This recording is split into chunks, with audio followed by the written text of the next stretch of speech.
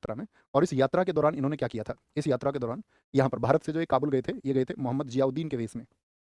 मोहम्मद जियाउद्दीन के वेश में एक इनके दोस्त थे उत्तम, वो इनके साथी बन करके गए थे मोहम्मद जियाउद्दीन के वेश में।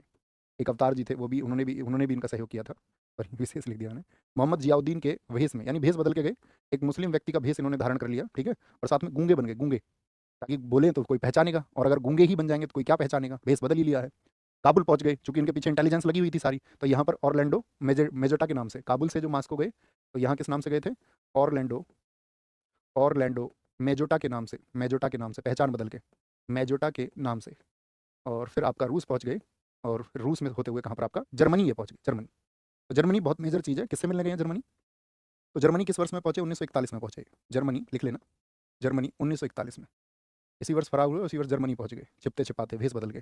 जर्मनी में क्या क्या इन्होंने किया, जर्मनी में, तो जर्मनी में इनकी जो बात थी किससे थी, करनी थी इनको हिटलर से मुलाकात इन्होंने की। उसका तो बड़ा ज़बरदस्त किस्सा भी बताया जाता है कि हिटलर ने अपने बहुत सारे क्लोन बना रखे थे, और किसी एक क्लोन ने आकर के इनसे पूछा, हाँ जी बताइए क्या बात है, तो इन्होंने उसको जवाब नहीं दिया। बहुत सारे लोग उस बात को ये कहते हैं कि वो प्रतीकात्मक कहानी है, उस बात का कोई ऐतिहासिक तथ्य या सबूत या प्रमाण नहीं है।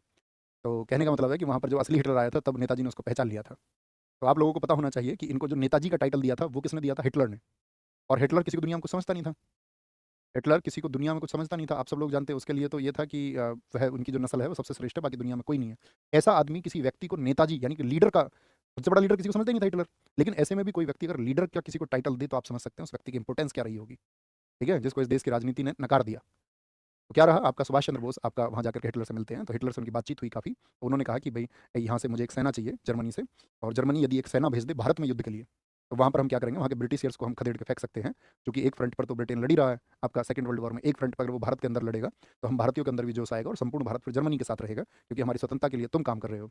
तो उस वहाँ पर नेताजी से हिटलर ने कहा कि अभी देखिए हमारे साथ में अभी जापान है, और यदि हम जर्मनी से सेनाएं भेजेंगे तो बहुत दूरी हो जाएगी, और जर्मनी से क्योंकि यूरोप से भारत की दूरी ज़्यादा है, तो उन्होंने कहा आप एक देखिए जापान की जो सेनाएं हैं ना वो बढ़ के आपका साउथ एशिया में पहुंच चुकी हैं, आपको पता होना चाहिए, मलेशिया, सिंगापुर, बर्मा, यहाँ सब तक धीरे धीरे उनकी सेनाएं आगे बढ़ रही थी। 1942 में पहुंची हालांकि वहाँ तक, तो 1941 में वो आगे बढ़ती जा रही थी। तो उन्होंने कहा कि भारत की तरफ जापान बढ़ रहा है, तो आपको नेताजी जाना चाहिए जापान, तो आपको जापान जाके मिलना चाहिए और वो आपकी जरूर मदद करेंगे। तो इस समय पर सुभाष चंद्र बोस क्या है, उन्होंने कहा ठीक है, जब उनका आश्वासन मिला कि जापान से हमारी मदद होगी, क्योंकि जापान, और एकदम से प्रैक्टिकल बात थी, भाई जापान क्या है, जापान नज़दीक है। हालांकि बहुत सारे लोग कहते हैं कि हिटलर ने इसमें कोई रुचि नहीं दिखाई थी, लेकिन ऐसा नहीं है, ठीक है। तो क्या बोलेंगे आपका, इसके बाद में वो जापान गए, लेकिन उन्होंने क्या किया, यहाँ पर उन्होंने हिटलर को बहुत सारे प्रस्ताव रखे कि देखिए जर्मनी के लोगों ने, जर्मनी का युद्ध किसके खिलाफ है, ब्रिटेन के खिलाफ, मित्र राष्ट्रों के खिलाफ। तो जर्मनी ने जितने भी जगह जगह पर आपका जो सैनिक बंदी बनाए हुए थे, उनमें से बहुत सारे सैनिक जो थे वो आपका भारतीय थे। तो सुभाष चंद्र बोस जी ने कहा एक काम करिए, ये जो लोग हैं ये तो भारतीय हैं, ये तो ब्रिटेन के पक्ष में इसीलिए लड़ रहे हैं क्योंकि वहाँ के नेता इनको ब्रिटेन के पक्ष में लड़ाना चाह रहे हैं, इसीलिए हम भारतीय ब्रिटेन के साथ में कुछ लड़ रहे हैं। लेकिन अगर इन लोगों को ये याद दिलाया जाए कि भाई ये जो लड़ाई है ये आपके देश के हित की लड़ाई नहीं है, ये तो ब्रिटेन के अपने हित की लड़ाई है, और उस ब्रिटेन के हित की लड़ाई है जिसका प्रधानमंत्री चर्चिल हमसे ये कहता है कि आपको मैंने बताया अटलांटिक चार्टर प्रस्ताव में उसने क्या कहा, पूरी दुनिया में बेशक साम्राज्यवाद लागू नहीं होगा लेकिन भारत इसका अपवाद होगा, यानी भारत को मुक्त करने के पक्ष में नहीं था बिल्कुल भी चर्चिल। यस और नो, आप कहेंगे जी भैया यही बात थी। तो इसके बाद में क्या होता है आपका, तो उन्होंने कहा कि यहाँ जो बंदी है भारतीय, अफ्रीका वगैरह से जो भी भारतीय बंदी बना के लाए गए उन्हें मुझे दे दीजिए और मैं उनके द्वारा भी एक फौज बनाऊंगा। तो यहाँ पर उन्होंने एक संगठन बनाया था जर्मनी में एक संगठन उन्होंने बनाया था जिसको हम बोलते हैं फ्री इंडियन लीजन, गिरफ्तार भारतीयों से फ्री इंडियन लीजन, बहुत पूछा जाएगा ये फ्री इंडियन लीजन कब बनाया उन्होंने, 1941 के हैं ये सब बातें, कब की, 1941 की। फ्री इंडियन लीजन भारतीय सैनिकों से बनाया था। एक साथ ही इन्होंने यहाँ पे बनाया फ्री इंडिया सेंटर, भारत को मुक्त कराने के लिए, फ्री इंडिया सेंटर, जिसको हम बोलते हैं आज़ाद हिंद संघ। आज़ाद हिंद फौज मत बोल देना, इसको ध्यान से देखना, ये क्या है, आज़ाद हिंद संघ है। आज़ाद हिंद ने किया, इसमें 20,000 लोग थे। अब जापानियों को ये भी चिंता सताने लगी साथ में, दूसरा साइड देखिए, जापानियों ने सोचा यार 20,000 लोग हैं और कल को हम भारत की तरफ बढ़ रहे हैं, भारत में जाकर के तो बहुत भारतीय भी इनको मिल जाएंगे, तो कहीं ऐसा ना हो कि ये सेना बहुत बड़ी हो जाए और हमारे लिए ही कल को नुकसान खड़ा कर दे। हो सकता था ना, इसकी भी पॉसिबिलिटीज़ है। तो उन्होंने क्या बोला कि इसको कुछ समय बाद में भंग कर दिया। और फिर यहाँ पर जाकर के फिर से मुलाकात की सुभाष चंद्र बोस जी ने तोजो से, और उसको बताया कि ऐसा नहीं है, ठीक है, हमारे देश में आप समझते ही हो हमारे वादे जो हैं वो प्राथमिक हैं, ठीक है। अब मतलब लोगों के ऊपर डिपेंड करता है, बहुत सारे लोगों के नहीं होते, लेकिन जिसके लिए देश के प्रति जिसका समर्पण है, और वो जो अगर सच्चा व्यक्ति है तो उसका वादा हमेशा सत्य होगा, वो कभी झूठे वादे नहीं करेगा। तो इसके बाद में यहीं पर रास बिहारी बोस जी का नाम आता है। कभी भी पूछे इस INA का पुनर्गठन किसने किया था, इसको रीऑर्गेनाइज किसने किया था, बातचीत देखिए, एक व्यक्ति बाहर कितना मनवा रहा है, और बहुत सारे लोग ये कहते हैं कि क्या सुभाष चंद्र बोस हमारे देश में रहते तो ज़्यादा सफल हो पाते क्या, क्या सुभाष चंद्र बोस और गांधी जी अगर एक सहमति उनकी बन जाती तो हमारा देश क्या जल्दी आज़ाद हो जाता। हाँ, संभावनाएं हैं, हो सकता था। लेकिन इसका दूसरा पहलू ये भी है कि शायद भारत में वो उतने रिसोर्सेज इकट्ठा नहीं कर पाते जितने रिसोर्सेज वो बाहर जाके इकट्ठा कर पाए। तो ये भी एक उसका पहलू और पक्ष है। तो दो द्वीप दिए, दो द्वीप कौन कौन से हैं, अंडमान और निकोबार, अंडमान और निकोबार। सुभाष चंद्र बोस जी ने क्या किया, पहले इनका नाम बदलो, अंडमान और निकोबार द्वीप इन्होंने दिए। तो अंडमान का इनका नाम बदल दिया, क्या बोलेंगे, इनके नाम बदल दिए उन्होंने। और अंडमान का नाम बदल के कर दिया गया आपका क्या, शहीद द्वीप, शहीद द्वीप इन्होंने नाम कर दिया। और निकोबार का नाम बदल के कर दिया इन्होंने स्वराज द्वीप, स्वराज द्वीप। अब बनी उनकी सरकार, अब जगह भी हो गई, लोग भी हो गए, सरकार को रिकॉग्नाइज भी कर लिया गया 9 कंट्रीज के द्वारा। तो उन्होंने अपने मंत्रालय बांटे, लोगों को अपने मंत्रालय दिए। राष्ट्रपति, इस आज़ाद हिंद सरकार में राष्ट्रपति और आपका प्रधानमंत्री और साथ में आपका विदेश मंत्री, ये 3 प्रमुख पद जो हैं वो सुभाष चंद्र बोस जी ने अपने पास रखे थे, अपने पास रखे थे, ठीक है। तो क्या बोलेंगे यहाँ पर, और क्या टारगेट था, अराकान होते हुए अब हमको विजय करनी है। और याद रख लो यहाँ पर बहुत ज़्यादा ऑब्स्टेकल्स देखने पड़ रहे हैं, बहुत सारी बाधाएं आ चुकी हैं।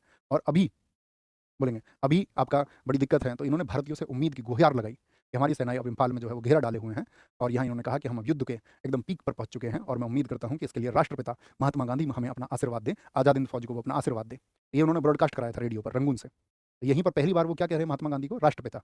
राष्ट्रपिता पूरे देश ने नहीं कहा उनको, राष्ट्रपिता किसने कहा है उनको, एक व्यक्ति सुभाष चंद्र बोस जी ने कहा है, जहाँ से उनको पहचान मिली इस बात की। तो क्या बोलेंगे रंगून में, क्या बोलेंगे रंगून में गांधी जी को राष्ट्रपिता कहा, गांधी जी को, गांधी जी को राष्ट्रपिता कहा, राष्ट्रपिता कहा। और इस समय पर समझ गए गांधी जी भी, गांधी जी को राष्ट्रपिता कहा। और गांधी जी भी समझ चुके थे कि भाई सुभाष चंद्र बोस जी का जो आपका ऑरा है, नाम है उनका कितना बड़ा हो चुका है और वो कितने प्रयत्न कर रहे हैं। तो गांधी जी ने भी उनको यहाँ एक टाइटल दिया था, देशभक्तों का देशभक्त। तो पूछा जाता है सुभाष चंद्र बोस जी को, लिख लेना, 2 टाइटल आते हैं बल्कि यहाँ पर, सुभाष चंद्र बोस को, सुभाष चंद्र बोस जी को यानी नेताजी को देशभक्तों का देशभक्त, पैट्राइट ऑफ पैट्राइट्स, देशभक्तों का देशभक्त, पैट्राइट ऑफ पैट्राइट्स, देशभक्तों का देशभक्त किसने कहा था, देशभक्त कहा, ये कहा गांधी जी ने। किसने कहा था, गांधी जी ने कहा। और साथ में यहीं पर उनको बोला जाता है देश नायक, उनको किसने कहा, देश नायक, सुभाष चंद्र बोस को जो देश नायक कहा था, देश नायक, देश नायक कहा था आपका रविंद्रनाथ टैगोर ने। किसने कहा था, रविंद्रनाथ टैगोर ने कहा था, रविंद्रनाथ टैगोर, याद रखेंगे ना हमेशा, रविन्द्रनाथ टैगोर ने कहा था। तो यहाँ पर वो गुहार लगी। लेकिन आप सबको पता होना चाहिए जुलाई के अंदर ये चीज़ें आपका मतलब एक प्रोसेसिंग फेस में है। जबकि अगर हम बात करें वहाँ पर जर्मनी में, वहाँ सॉरी इसराइल, इसराइल का भी भारत में बहुत सारा इन्वेस्टमेंट है, ठीक है। इसराइल का हमने बहुत सारा डिफेंस सिस्टम ले रखा है, बराक जैसी मिसाइल ले रखी है हमने वहाँ से, फाल्कन जो हमारा सिस्टम है वो हमने कहाँ से ले रखा है, वो हमने ले रखा है आपका कहाँ से, तो आप कहेंगे उसको हमने आपका लिया हुआ है इसराइल से। तो इसराइल से भी हमारे बहुत अच्छे संबंध है। तो आपको इन सब चीज़ों के बारे में जानकारी होनी चाहिए और आपको इन सब चीज़ों के बारे में विचार भी करना चाहिए। तो हम सब करें, जब कभी भी कोई मुद्दा आएगा तो हम उसके बारे में रिसर्च करेंगे भैया, और अच्छे से हम उसको जानेंगे और हम अपने नोट्स बनाएंगे बाकायदा, ताकि हमारी जो समझ है वो विकसित रहे। नोट्स जरूर बनाया करो, क्योंकि अगर नोट्स नहीं बनाओगे तो फिर चीज़ों को ऐसी ओरली जानोगे तो या तो फिर आपका आईक्यू बहुत जबरदस्त होना चाहिए कि आपने चीज़ें पढ़ी जानी और जबरदस्त आईक्यू, आपके दिमाग में बेवजह की चीज़ें नहीं है, क्लियर एंड कट भूसा भरा हुआ नहीं है, आईक्यू फिट है तो फिर तो जान लोगे। आईक्यू अगर अच्छा नहीं है तो उसको जानने के लिए आपको उस ब्रेन की उस स्टेज को डेवलप करना होगा, है ना। मैंने तुमको बताया ना दिमाग की 3 अवस्थाएं होती है, 3 अवस्थाएं, तो वो आपको जो आपका चेतन मस्तिष्क है उसको एक्टिव करना होगा। और उसको एक्टिव करने के लिए दुनिया में सिर्फ एक ही चीज़ है, वो है ध्यान, मेडिटेशन। मेडिटेशन कीजिए, ठीक है। किसी का बाय बर्थ होता है, किसी का जन्म से आईक्यू अच्छा होता है, लेकिन अगर आप मेडिटेशन करोगे तो आपका भी आईक्यू बढ़ेगा। ये काम करता है, हमेशा करना चाहिए। मैनिफेस्टेशन करते हो ना, मैंने आपको मैनिफेस्टेशन सिखाया था, मैनिफेस्टेशन हाँ जी करते होंगे। तो इसके बाद में क्या हुआ कि जापान ने सरेंडर कर दिया, 6 दिन बाद की सजा सुनाई गई। क्या सुनाया गया इनको, मृत्युदंड। लोगों के अंदर इतना आक्रोश भर गया उस समय पर, क्योंकि अब स्थिति आप समझते हो कैसी थी। ब्रिटेन को बहुत आर्थिक क्षति हुई थी सेकंड वर्ल्ड वॉर में, बहुत परेशान हो चुका था, जीत तो हो चुकी थी लेकिन कई बार जीत के भी हार हो जाती है, आप जानते हो। और कई बार हार के भी जीत हो जाती है ना। होता है ऐसा, नहीं होता, हाँ जी होता है बिल्कुल। तो यहाँ जब इन लोगों को मृत्युदंड देगी तो भारत के लोगों ने लाल किले को घेर लिया। यही भारतीयों की भावना होती है। अगर ये लाहौर लाहौर जेल को घेर लेते तो क्या हम भगत सिंह जी को नहीं बचा पाते। या हमारे जब भी इस देश के क्रांतिकारियों की, इस देश के लिए जो सही व्यक्ति हैं उनको बचाने की कवायद की जब बात होती है तो उसके लिए हमको यूनिटी हमेशा दिखानी चाहिए। और एक नारा लगा कि लाल किले की दीवारों को फोड़ दो और आज़ाद हिंद के साथियों को छोड़ दो। तो इतनी भीड़ वहाँ पर जमा हो गई कि उस समय पर आपका वायसराय था वेविल, उसने तुरंत अपनी पावर्स का इस्तेमाल करके इस डिसीजन को बदला। वेविल ने कहा ये मृत्युदंड नहीं दिया जा सकता है। और यहाँ पर क्या बोलेंगे, इनके मृत्युदंड को किसने बोल दिया, मृत्युदंड को क्या बोलेंगे, किसने, वेविल ने खत्म किया था, वेविल ने, वेविल ने इनके मृत्युदंड को खत्म कर दिया। ये बात आपको पता होनी चाहिए। यहाँ पर हमने बताया था जापान ने सरेंडर किया था कब, हम पढ़ रहे थे सुभाष चंद्र बोस जी को। और जापान में जब इन्होंने सरेंडर किया, जापान ने सरेंडर किया 15 को। और याद रख लेना 18 अगस्त 1945 last update of Subhash Chandra Bose. इसके बाद में कोई अपडेट नहीं है। Last update of Subhash Chandra Bose, last update of Subhash Chandra Bose, last update है। और ये कहाँ पर थे लास्ट टाइम पे, ये देखे गए थे ताइको हवाई अड्डे पर, ताइको हवाई अड्डे पर। और कहते हैं इसी साथी ताइको हवाई अड्डे से एक जहाज में जा रहे थे जो जहाज दुर्घटनाग्रस्त हो गया।